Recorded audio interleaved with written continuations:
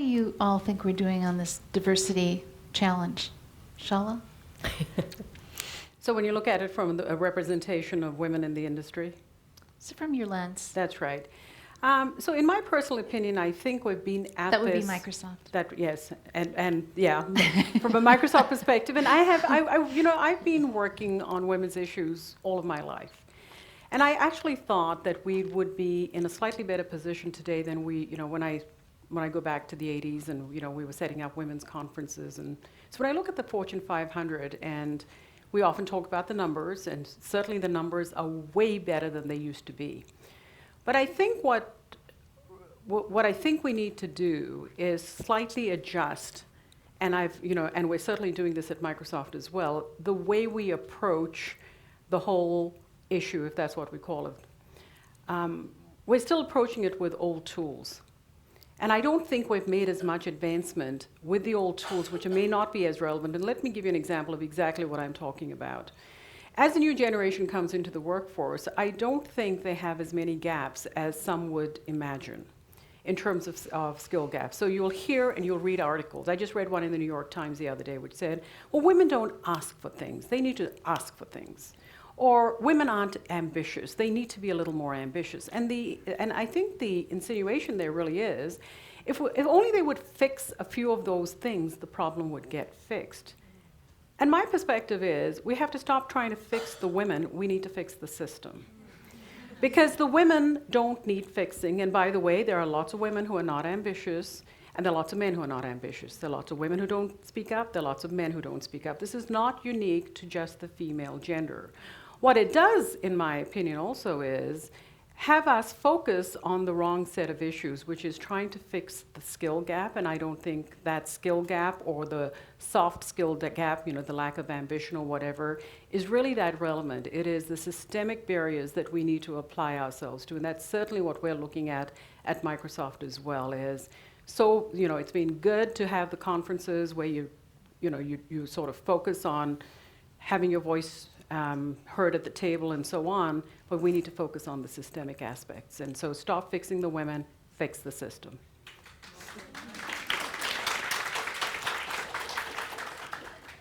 Well, I think one thing I'd like to see change is I'd like to see more women in engineering programs in colleges.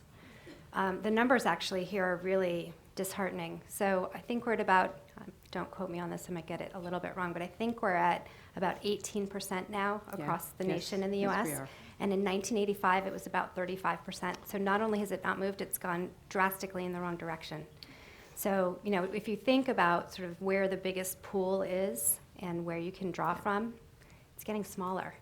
So do you think that's an international phenomenon as well? I know it's a U.S. number. I don't know what's actually happening it is. as much Yeah, abroad. It is.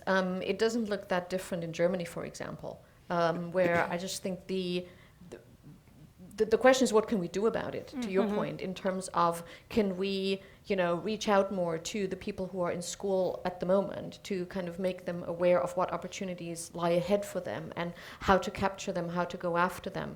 I liked your point about, let's not fix the women.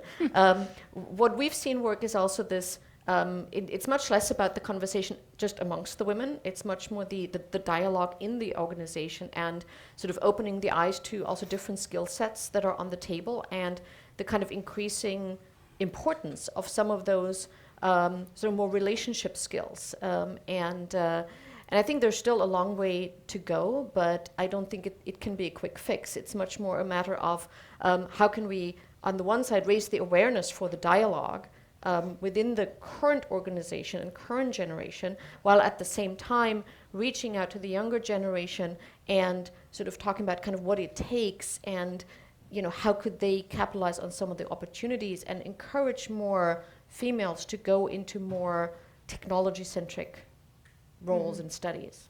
So let me ask a question of the panel here then. We talk a lot about, in many forums where, I speak about the lack of enrollment in computer science and the fact that it is, in fact, shrinking worldwide. But from a technology perspective, do you really need a computer science background today to be in the technology industry? I mean, I often sit back and assess my own team and say, how many have a business degree? How many have a liberal arts degree? And it's not the same as assembler code. right? I mean, I don't even know how many in the audience know what assembler code was, but you had machine language. We do. We won't tell them. It was a little bit different there, but it's just I'm not asserting the position, but I'm just wondering if we're letting the lack of enrollment of women in technology and computer science be a reason when it may not have to be. But I'm just wondering, what do you think about that? Actually, then that's a really good question. Personally, I don't have a computer science degree either, and kind of came to technology through the back door. But as things are sort of getting much more consumerized in technology, what are actually the skill sets that people will need in the future, and is it really the hard coding development things, or is it more type of assembly, putting The integration? things together Yeah. kind of skill?